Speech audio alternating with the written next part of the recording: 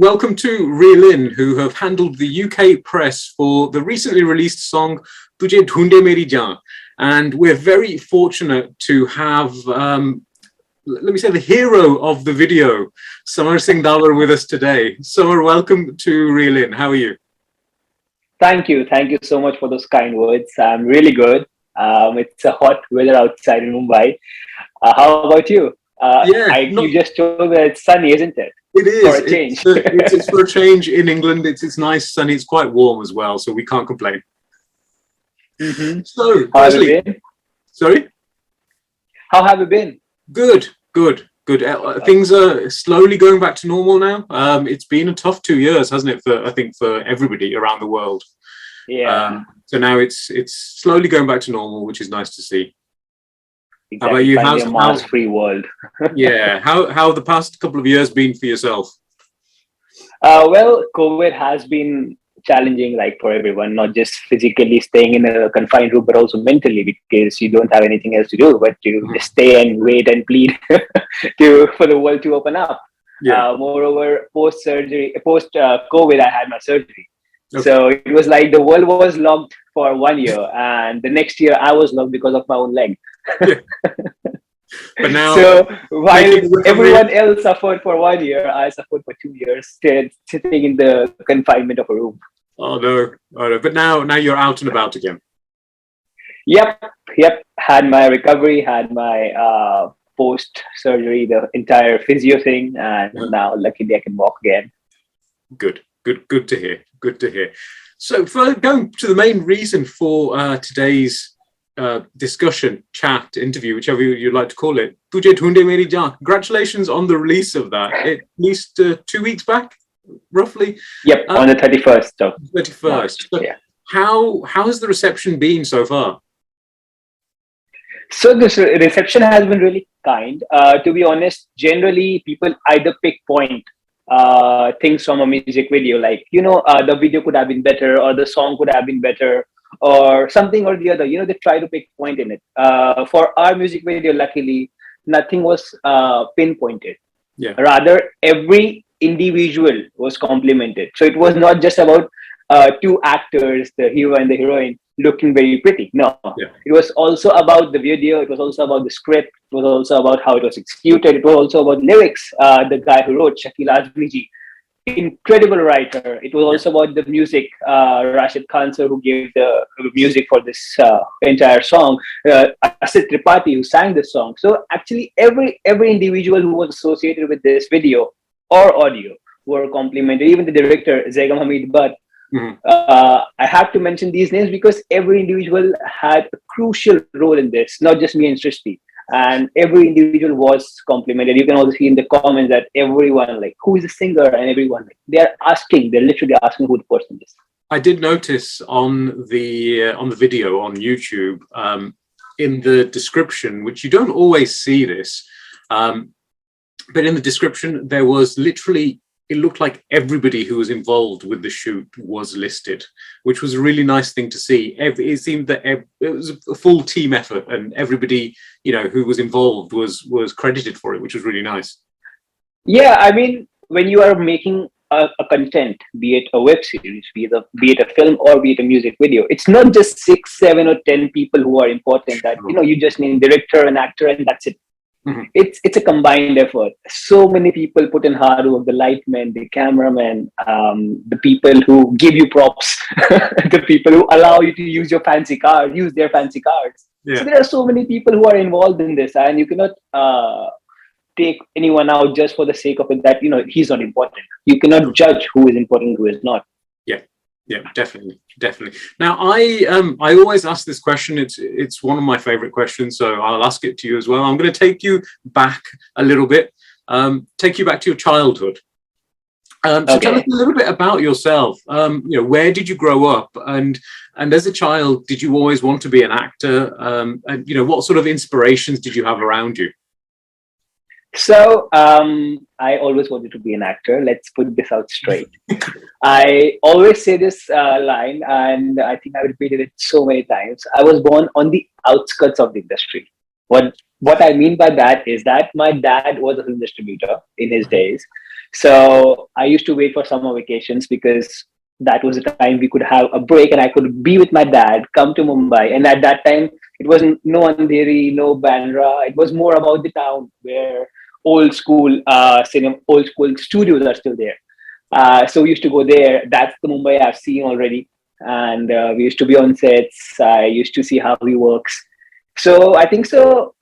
Yeah, it just clicked to me. I think I was 4 or 5 years old when I was narrating dialogues. I didn't even know how to speak properly, but I was narrating dialogues. I remember I played Hanuman, if you know Hanuman, the monkey boy. I played him in one of the competitions, and my mom wrote a poem, which supposedly he says when he goes to Sita Mata to tell her that I'm Ram's messenger. So I recited that, and I was, I think, 4 or 5 years old. But yeah, I've been just doing this ever since, dancing, taking part in annual functions, taking interest in music. Uh, you cannot imagine with this horrible voice now, but at one time I used to sing as well. And I It's also not a used horrible to. voice at all. We're looking forward to the next music video where you sing yourself. No, I know I cannot say it will. Obviously, with the technology, I can, but yeah, without that, I cannot. I'm confined to my space, which is acting and dancing. I love that. I enjoy it. Mhm. And yeah, growing up was difficult in school and a little challenging as well because of some bullying episodes. Then, but yeah, my determination to be an actor was always there. My dad wanted to me to pursue something in education because I was supposedly a bright student, and my mother thought that I will go in some kind of a uniform job, be it Yeah. army or be it air force. She specifically liked air force, but anyways, they all knew that. I mean, I broke their bubble long back, but they thought that I'm just kidding. But yeah, when I grew up as well, I told them, guys, I already told you I'll be an actor. Why are you kidding yourself? So yeah, my inspiration, Mr. Shah Rukh Khan. I always look up to him. I always say there are two people who I love equally, or maybe little less than my parents. One is Mr. Shah Rukh Khan, and another one is Mr. Cristiano Ronaldo. For me, these two are like the idols for my life. So they are the two people I look up to. And now growing up, I really love how Priyanka Chopra has paved the path for Indian actors in the West. So I really look up to her as well. Mhm. So a varied range. Is it kind of with Shah Rukh Khan, with Cristiano Ronaldo? Is it the sort of success and the talent they have in their fields only, or is it more general? Is it more about them as people, how they conduct themselves in public and that sort of thing as well? It's more about how they are in person. Now, I don't know, I've never met them in person, but what we hear, what we have read about their stories, their success stories. Uh, for example, say about Ronaldo, he says that talent is not everything. You have to work hard every day. Every single player compliments him by saying that he comes early to the training, leaves the last, and has been a machine, literally a workaholic machine for over the past 15, 20 years now in football. And talking about Mr. Shah Rukh Khan as well, I remember in one of his interviews, he said that, are you okay with Hindi, right? Yes. So he said this, that star बनने के लिए हर कोई मेहनत करता है but successful बनने के बाद कोई भी उतनी मेहनत नहीं करता जितना मैं करता हूँ that's why I have been a star for the past so many years Exactly. so these are things which you can learn, and these are small things which actually make a difference in the bigger horizon. Sure. Definitely. And there are numerous more, but I could write a book on both of them, but I don't think so. We have that much time. No, we need to talk about. We've got so many things to talk about. So you're talking about obviously growing up, and before we started recording, you told me that you came over here. You're actually been in the UK for at university. So tell us a little a bit about that and your experiences here when in Greenwich. I love UK. I love London. Let's put it out straight. It is my home, and it will always be my home till I die. For me, London is somewhere I feel comfortable. I feel confident, motivated. I know People say that London is depressing, it's boring, the weather is this, the weather is that. I don't care. At the end of the day, when I went to London, I went as a nobody. I went alone. All my friends who I met over there, Sure. I had someone or the other to drop off. And because it's a new city, it's a foreign land, how do you understand people and understand things? They were all guided. For me, I came alone with literally no contact with me. From the first day, something or the other was happening. Like my phone was not working, or some or the other. I have a tragedy came, but at every point, someone or the other helped me, and out of nowhere. Yeah. So yeah, it has been very kind to me. And then I went to University of Greenwich. I remember I came 4 or 5 days early because I just wanted to sneak out of my house. You know how we kids are, we have to just get away from our parents. So I saved some pocket money and I went just to live in a hostel for a few days because I wanted to explore, and obviously I want to leave my house. But yeah, I think that exploration helped me a lot because I understood the city because I was walking on foot and literally exploring every part of it, meeting new people before the university even started. Sure. And all these things, every step of my life. I remember in the very first month, I lost my dad. And after that, it was very, very difficult to cope up again. Thanks to my mother that she still sent me back. And thanks to everyone around me in London who didn't make me feel weak. Instead, held me in my lost time, which I did because of the whole rituals which I had to do when I came to India. Sure. They helped me with my coursework, my tutors, my mentors who helped me with my coursework and getting back on my assignments. And because I could not show up for one of the assignments, I was having a back in it. So I had to submit that. So later on, after my course was over, and they were all very helpful, very kind. So yeah, I mean, even working wise, for me, that's the first place I started doing anything on my own.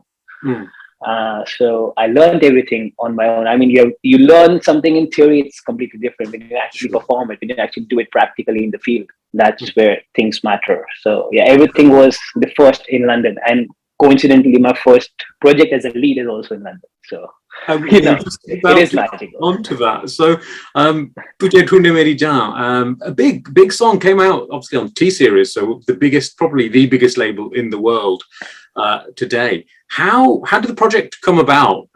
Was it the song was recorded first and then the video came after, or it was all kind of conceptualized at the same time? Tell us about how that came about. Yeah, so I remember it was last year. I actually went to a friend's music video release.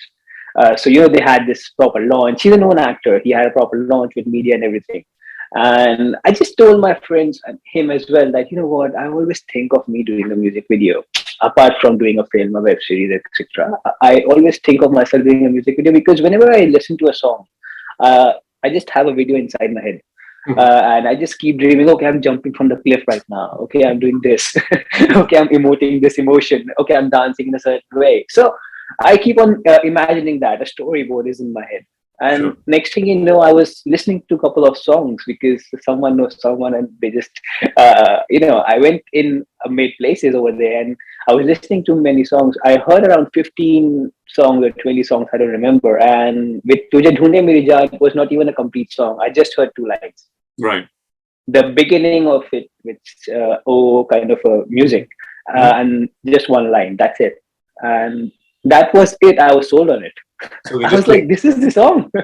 Yeah, because for me, I'm a strong believer, and I think I may sound repetitive, but this is something which I always believe that the songs of today, they are more concerned about the music. So if you see, it's a week's trend or a 15-day trend, and then it just fades away. Yeah. When you are in a gathering or when you play Antakshari, you always remember those old songs, 60s, 70s, 80s, 90s. Why? Because their lyrics were soulful. The first thing was working on the lyrics, and then it was something else. It was more about the soul of the song, and that's what Tujhe Dhunde Meri Jaan had, with Shakil Azmi sir beautifully writing this poetry. I mean, in every part of the song narrates a story in itself. Bearing, like, if you even avoid my video, you still can listen to it and think about the story happening in the song itself. Sure. So yeah, that's how it started, and then people started coming on board, listening to the song. We already had a story in my mind. I mean, me and was also this my friend Zan Khan, who was also on board with this project, using his creative mind. Yeah. So we already had a basic theme of the story, and when Zegam came in with his experience and his amazing talent, he completed and made a story out of just two ideas which me and Zan had. Sure. And the story was beautifully written, and then it was all about shooting it and doing justice to it. Yeah. And how challenging was it to tell that story through a 5-minute video? Because obviously with a music video you're limited. You can't explore characters in much detail. You've really got to get the point across very quickly. How challenging was that? I think the only challenge is that things feel rushed, and you don't want them to feel rushed for the audience. Yeah. Now, while being on the edit or while before the release, we know that we have rushed things by eliminating certain shots, or because we have shot that. So we know that maybe we have rushed. So we have that constant fear that the audience should not feel like that. So, for example, the fight sequence. If you remember, there's have you seen the video first? I have more than once. Yeah. More than once. Super. So in the fight sequence during the video, when the mental health thing strikes up, that particular sequence, I remember me and Srishti shot that for 45 minutes, like a scene of literally 20 minutes or 25 minutes. And both me and her were disturbed because we actually went into that space. Yeah. Now, coming back to a music video, we just showed like 30 seconds of it. Yeah. So yeah, had it been a film, so our reference for the fight sequence was Tamasha. So had it been a film like Tamasha, we could have exactly like 30 minutes of the entire scene. We could have unfolded the whole fight. We could have shown multiple layers to it, which we actually tried to do while performing. But at the same time, when it was coming for the edit and the final draft, we could not put the entire thing in it because, come on, the song is only 5 minutes. So yeah, that's the only challenge which I think we face, and I think it's a challenging part for the editor. Again, Miraj sir has done an amazing job by editing it, so it's his job. For him, it's a challenge. For us, we shot for 30 minutes. Yeah. We don't know. The director said action. We were in the zone. We cried our hearts out. We were disturbed. Yeah, that's a challenging part for an actor, but it's the same for every thing, music video, web series, anything. Sure. We were disturbed. We were in the zone. We came out of it. It was the editor who had a challenge. Did you have any other challenges shooting the song in the UK? We've spoken already about the British weather, so did that kind of cause any issues, or even like with it being a music video with lip syncing to the song? Is that something that came naturally to you? Were you quite comfortable doing that? So first, let me talk about the weather. It was actually freezing cold. Now, luckily, and don't be jealous, but I am very good with cold weathers. I love cold temperatures. For me, I can be naked in a snowfield, but I cannot survive heat.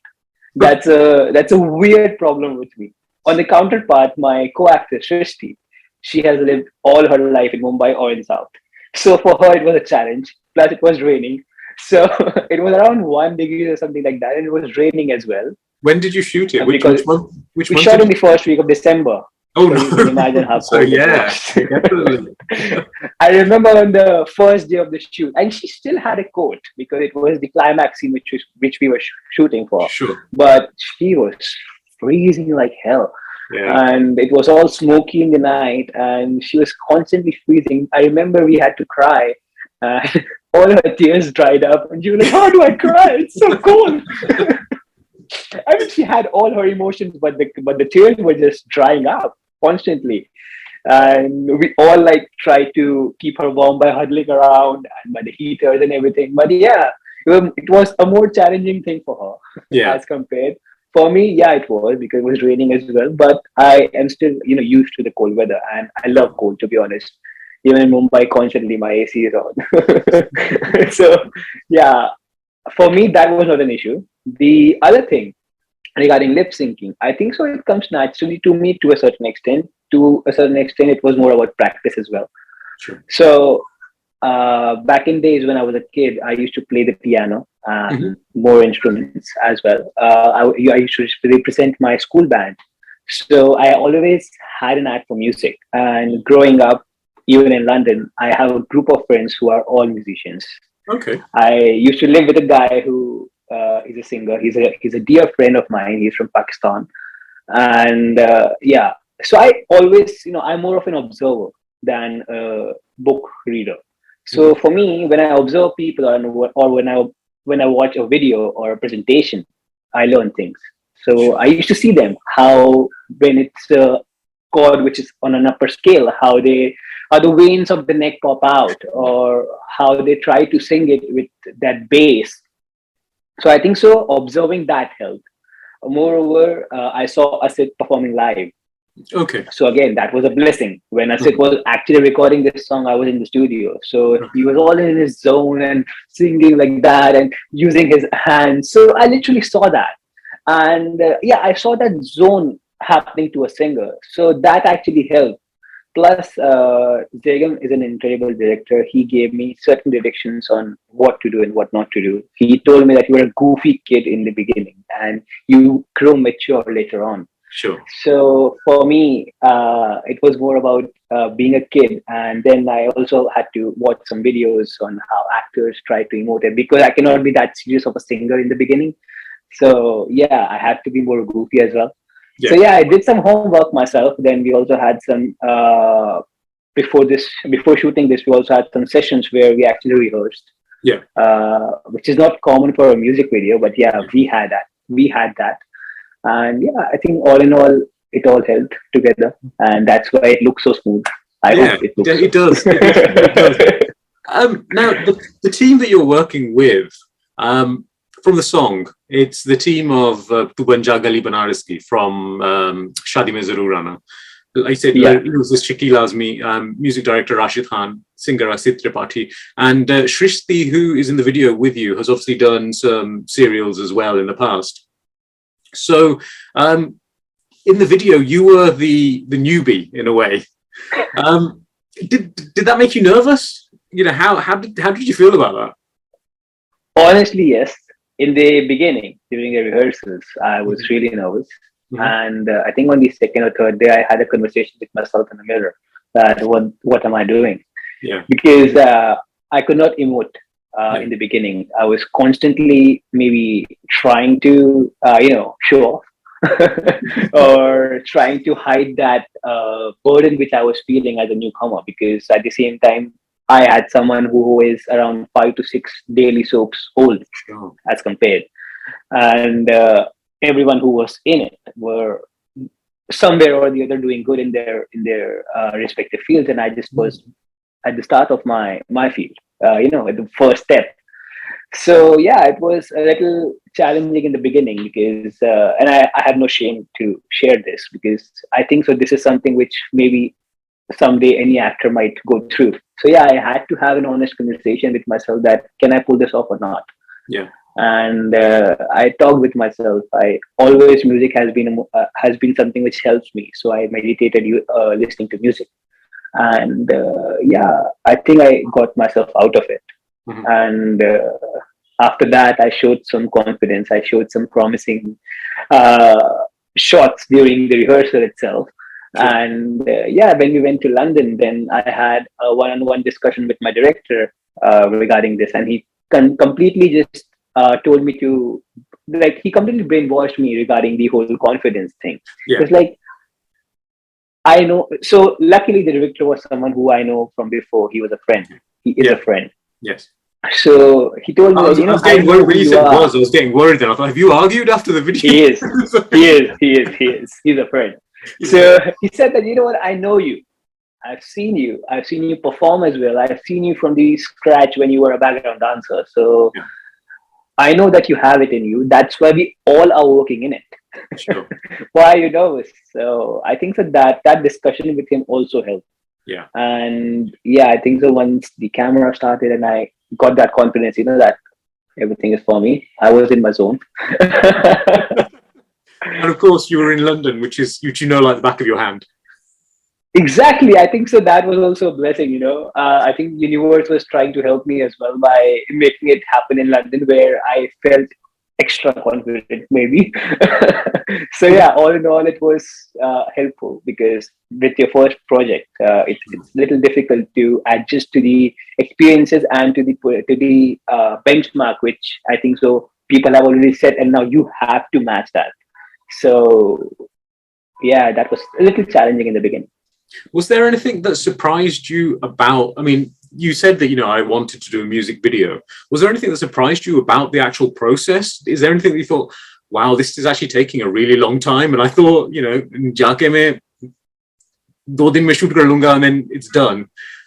We actually shot in 2 days. Okay.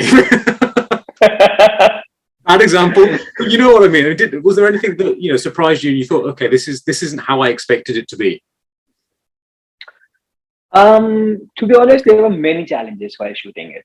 I mean, we were on a tight schedule. We could not do it from 2 to 3 days. We could not make that happen. Yeah. So we had to finish it in 2 days.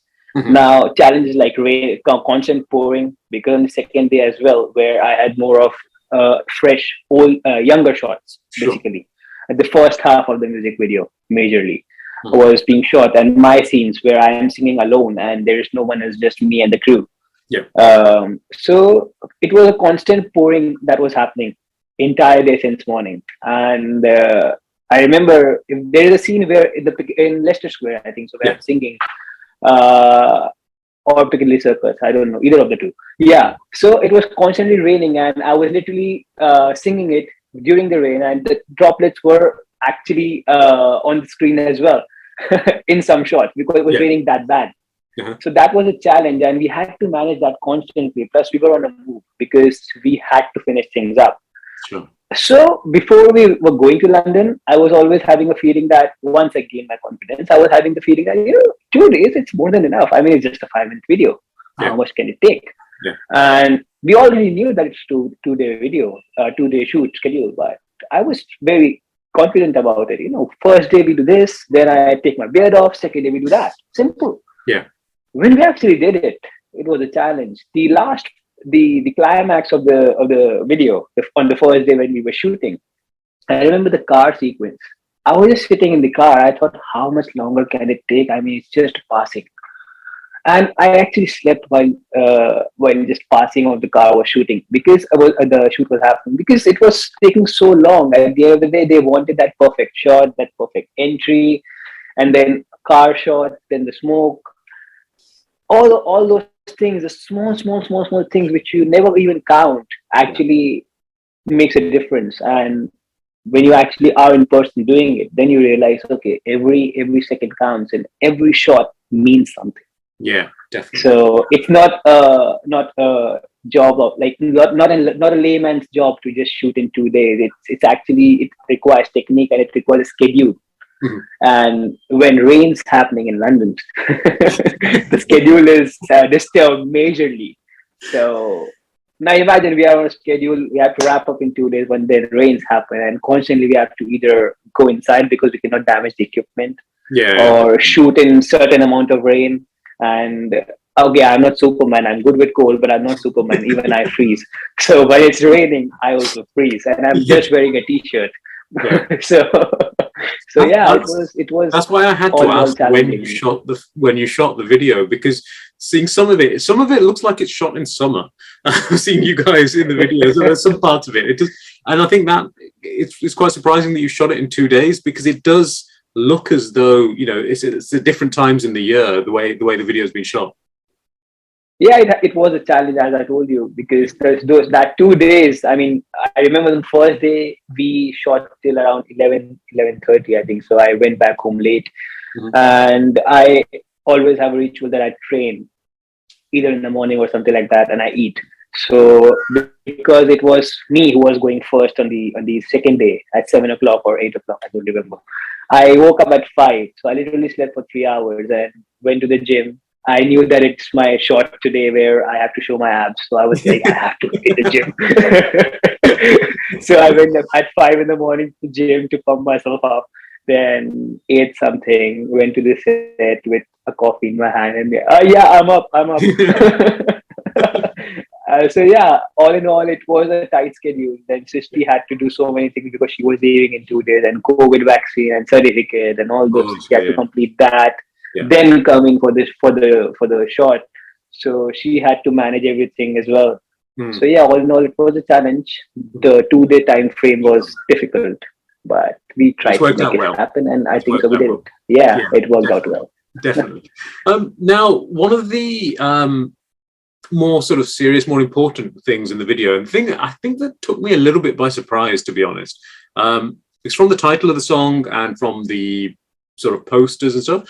It looked like a romantic song, which it is. But then the mental health part of it, which is shown slightly later on in the video, surprised me a little bit. I just didn't expect that. Was that something that was really important to include? Because obviously you've spoken about how mental health can affect relationships. And one thing that I thought was a lot, doesn't really get covered much, is how men in particular can be reluctant to get help. Which I think you showed quite well in the video. Was that something that you know, as a team, you were passionate about including? Yeah. So first of all, I myself have had my share of mental health experiences, because I was bullied as a kid, and then something happened to me during the university as well. And you know, from being from a Punjabi family, there has been, this is a dialogue in the film as well, there has been a case that for someone in a Punjabi family, if you're sent to a psychiatrist, that means you're mad. Yeah. So that's not the case, actually. Yeah. It's just about health. Like if I have a surgery in my leg, it's because I broke it. And similarly, if I have some problems in my mind, I just have to see a doctor. Of course. So that was something, and that is something which is constant for, I think, bearing my experience as a child. In today's generation as well, I mean, when we are growing up, in work, or specifically in something related to art, this depression thing happens more often. That's why we hear so many cases of drug abuse, of people in the industry or anywhere else starting things which, drugs which they never even tried before. So these cases we hear because it is depressing. It comes with so many challenges and mental health issues. And we have to have a society which is more open about discussing them. Yeah. Also, growing up, I think so. This is a very common line in Indian households that "ladke rote nahi." Yeah. So, and I think so. There must be a similar version of it in the UK as well, or in the West. So this is not. So a guy crying has been seen as a weakness, and so there are gender roles defined for both girls and for guys as well. Yeah. Now it's more about equality. Yeah. Forget feminism. Forget about masculinity. It's more about equality. Yeah. No gender has a certain role. No gender has a certain foundation. Anyone can do anything at the end of the day, and that has to be normalized. Yeah. Number one. Number two. We were on a common notation, all of us amongst the team, that, while the separation happens, we don't want to show the girl as a bitch. Yeah. Now, this has been a constant for, I think so, all the stories, majorly 80%, 90% of the stories, that the girl is a bitch. She leaves you for some other guy because she sees money or fame, or you are just a displeasure for her because you cannot provide for her, something or the other. At the end, it's the girl who takes the blame, and the guy has been given sympathy all the time. That's something which we didn't want. We didn't want to make the girl a villain. Yeah. We wanted both of them to have an individual story. Yeah. We wanted both of them to be strong individuals who were trying to make it happen for each other. Yeah. But since they could not, they had to be separated. Yeah.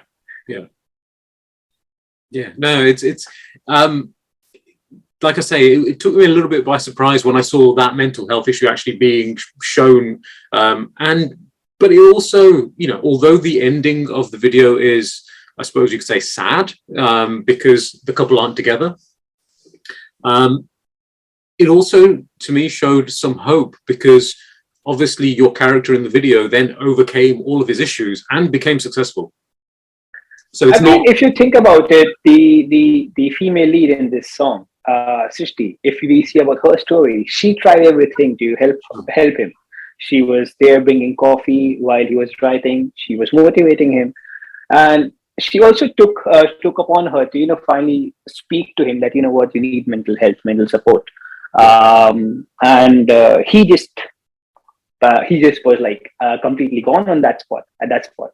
And that, when it became violent, now for a girl, you can disrespect her, still she will understand. But if there's an act of violence, she's like, okay, this is it.